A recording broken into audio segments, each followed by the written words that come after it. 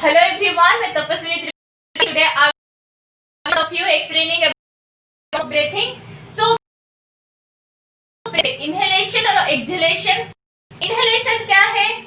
Absorb of oxygen. Exhalation क्या है? Releasing of carbon dioxide. ये तो पढ़े थे ना हम लोग breathing में। तो इसके मैकेनिज्म क्या है? कैसे होता है inhalation? कैसे होता है exhalation? कुछ तो हुआ होता ना जो एयर को ऐसे करके खींच लेता है हमारे बॉडी के अंदर है। सो इसे देखने के लिए मैं क्या करती हूँ, मैं यहाँ बॉडी को ऐसे काट देती हूँ। हाँ, काट ली। तो इसका स्ट्रक्चर कैसे आया? ट्रांसफर सेक्शन में ऐसे आया है, ऐसे आया।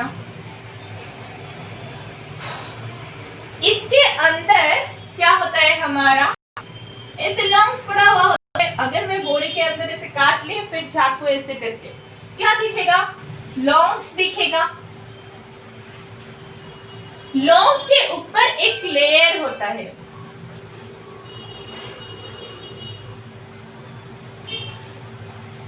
इस लेयर को हम लोग क्या कहते हैं? Bacillus pleura.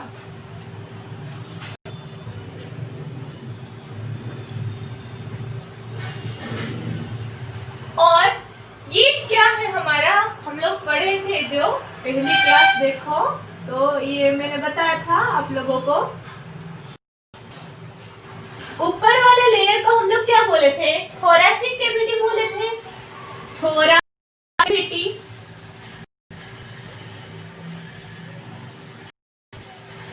नीचे वाले को क्या बोले थे हम लोग? Abdominal cavity. Abdominal cavity. बीच में जो उसे फ्रैगमेंट करा था इसे क्या कहे? डायाफ्राम। डायाफ्राम ये सब पहली क्लास में फिर भी बता रही हूँ, देख लो। तो ये हमारा थोरैसिक कैविटी है। थोरैसिक कैविटी के नीचे और एक लेयर प्रेजेंट होता है। इस लेयर को हम लोग क्या बोलते हैं? Parietal pleura. याद रखना बच्चों, पेरिएटल प्लूरा। ये तो पेरिएटल प्लूरा के अंदर एक फ्लूइड, मतलब यहाँ पर एक फ्लूइड ऐसे भर्ती होके रहता है।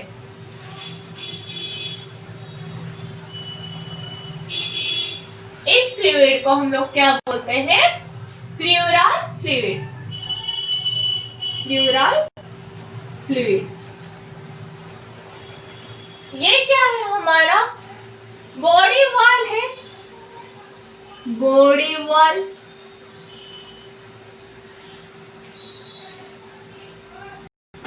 फिर बॉडी वॉल के ऊपर एक लेयर आया, इसे क्या कहते हैं हम? स्किन कहते हैं, स्किन। फिर यहाँ पर क्या होता है? एक बोन होता है। इसके पास एक बोन होता है ऐसे करके आगे ऐसे। ये बोन हम लोग क्या कहते हैं? स्टर्नम कहते हैं। स्टर्नम और स्टर्नम कहते हैं। स्टर्नम फिर से अच्छे से लिख लेती हूँ।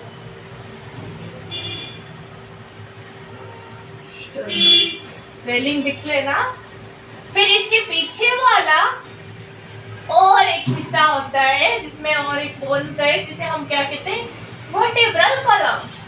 पीछे वाला को वर्टिब्रल कॉलम कहते हैं। वर्टिब्रल कॉलम समझाऊंगी, थोड़ा रुक जाओ अच्छे से। यहाँ पर ऐसे करके कुछ बोन से निकला हुआ होता है, मतलब ऐसे करके जुड़ा हुआ होता है इससे।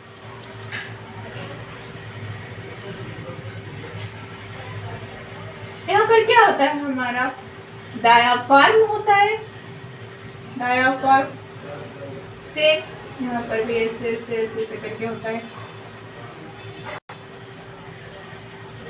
ये जो हड्डियां है इससे हम लोग क्या कहते हैं? रिब कहते हैं। रिब। इस स्ट्रक्चर को हम लोग रिब कहते हैं। फिर ये रिब ऐसे खाली खाली नहीं होता है, हवा ऐसे नहीं घुस जाती है, इसके अंदर एक मसल्स होता है जिसे हम लोग क्या कहते हैं, अंदर जो होता है उसे इंटरकोस्टल मसल, इंटरकोस्टल मसल।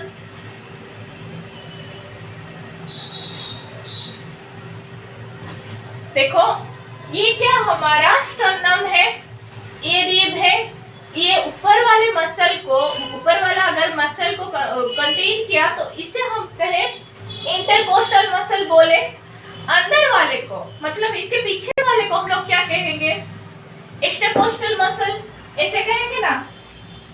तो इतना समझ में आ गया?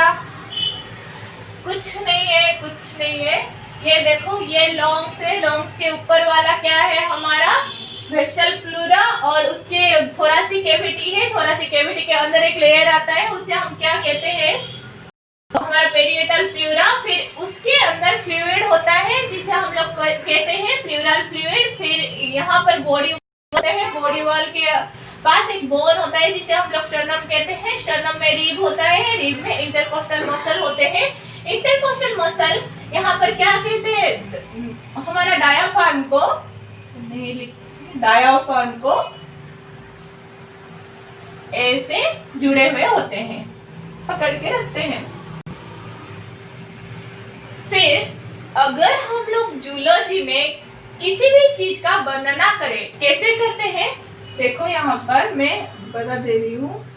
ड्राइंग अच्छी नहीं है बच्चों, हंसना मत, ड्राइंग को देखकर तो समझाने के लिए कर रही हूँ।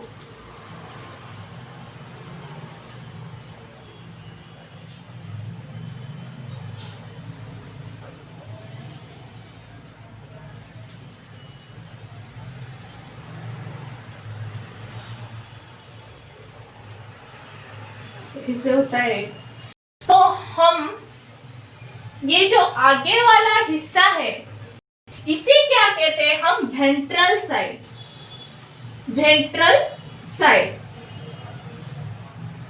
पीछे वाला जो हिस्सा है इसे हम लोग क्या कहते हैं, डोर्सल साइड, डोर्सल साइड। और ये जो नी के नीचे वाला जो हिस्सा है इसे हम लोग कहते हैं posterior side, posterior side.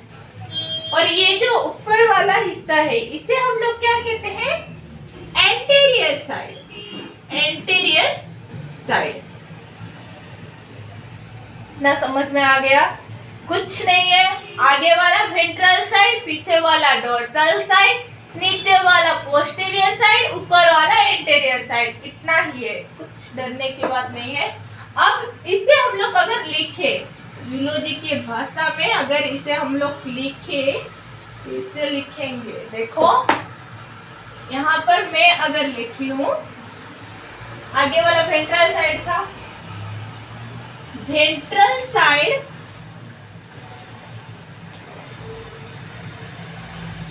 Is stop,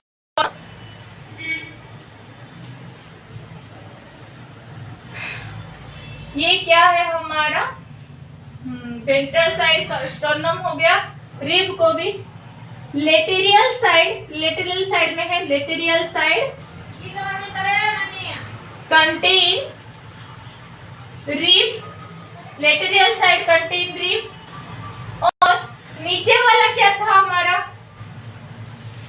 ये पीछे वाला है हमारा dorsal side, dorsal side vertebral column,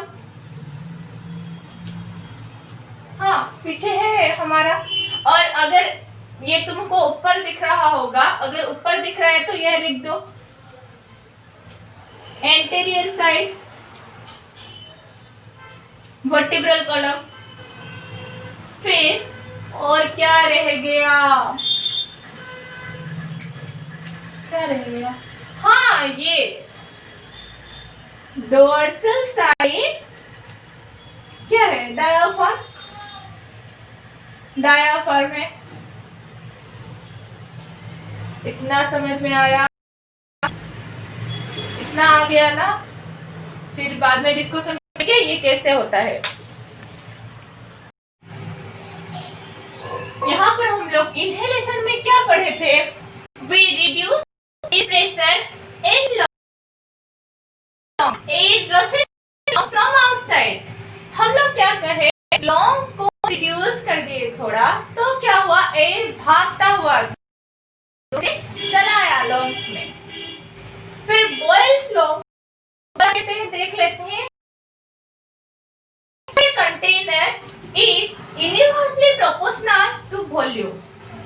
समझ में आया नहीं आया ना? फिर से बता देती हूं। देखो, ये मैंने एक कंटेनर लिया, इसमें क्या मैंने बहुत सारा ऐसे करके एयर रख दिया, बड़ा वाला। फिर यहाँ पर एक छोटा वाला कंटेनर लिया, इसमें 10 रखा, इसमें भी 10 रखा। फिर इसे करके ढक्कन दे दिया। ये एयर क्या किया, ऐसे ऐसे पुश किया, तो ये अच्छे से निकाल पाएगा ये ढक्कन को, या ये छोटा वाला क्यों निकाल पाएगा? क्योंकि इसमें प्रेशर ज्यादा होगा, छोटा साइज है। तो यही ये बॉयल्स लॉ कहता है, the pressure inside a container is inversely proportional to volume. समझ में आया? फिर इनहेलेशन में हम लोग क्या डिस्कशन किए थे? Pressure inside lungs is less than atmospheric pressure is air versus in. मतलब क्या, जब प्रेशर हमारा कम, लंग्स में प्रेशर कम जाता है, तो क्या एयर ऐसे करके भागकर चला आता है। कैसे आता है देखते हैं। ये हमारा क्या था, ये बॉडी वॉल था, बॉडी वॉल स्किन, इसके अंदर लंग्स ऐसे था, लंग्स था, इसमें क्या था, स्टर्नम था। फिर यहाँ पर रिब्स ऐसे करके थे, ये क्या था, डायाफ्राम था, आगे नहीं एक स्ट्रक्चर। तो क्या हुआ, जब एयर हमारे पास आता है तब क्या होता है, ये जो मसल, ये रिब के अंदर क्या होता है, इंटरकोस्टल मसल, बाहर क्या होता है, एक्स्ट्राकोस्टल मसल, मैंने बताया था। ये डायाफ्राम और एक्स्ट्राकोस्टल मसल, ये दोनों क्या होते हैं, ऐसे करके दोनों ही कॉन्ट्रैक्ट हो जाते हैं। एक्स्ट्राकोस्टल मसल और डायाफ्राम दोनों क्या करते हैं, ऐसे करके कॉन्ट्रैक्ट हो जाते हैं, कॉन्ट्रास्ट हो जाते हैं। तो क्या हुआ, ऐसे कॉन्ट्रास्ट हो गया।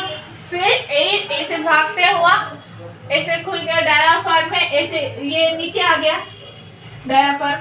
ऐसे जब आता है तो एयर यहाँ से घुस जाती है। इतना ही होता है हमारा मैकेनिज्म ऑफ ब्रीथिंग। इनहेलेशन का बता दिए, एक्सहेलेशन का बाद में बताऊंगी। Thank you. अगर कुछ भी डाउट हो तो जरूर पूछिएगा। वो मेरा कमेंट सेक्शन ऑन नहीं हो रहा है, कुछ प्रॉब्लम हो गया था, पर आज मैं ठीक कर दूंगी। Thank you for always supporting me.